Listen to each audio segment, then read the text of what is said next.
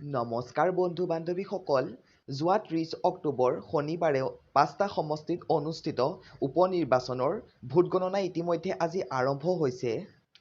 এই উপনিৰ্বাচনত প্ৰত্যেকটো সমষ্টিতে কংগ্ৰেছ, বিজেপি, ৰাইজৰ দলকে প্ৰমুখ্য কৰি বহুতো ৰাজনৈতিক দলৰ নেতাই প্ৰতিদ্বন্দ্বিতা আগবঢ়াইছিল। ইতিমধ্যে ভোট কাউণ্টিং প্ৰক্ৰিয়া আৰম্ভ হৈ গৈছে।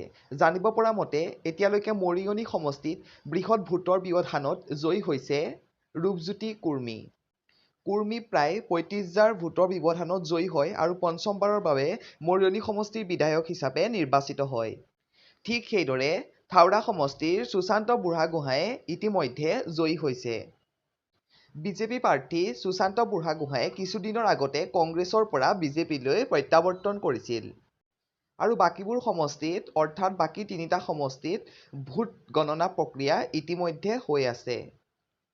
এই ৩টা সমষ্টিত কোন প্ৰাৰ্থী জয়ী হ'ল কিছু সময়ৰ পাছতহে আমি গম পাম।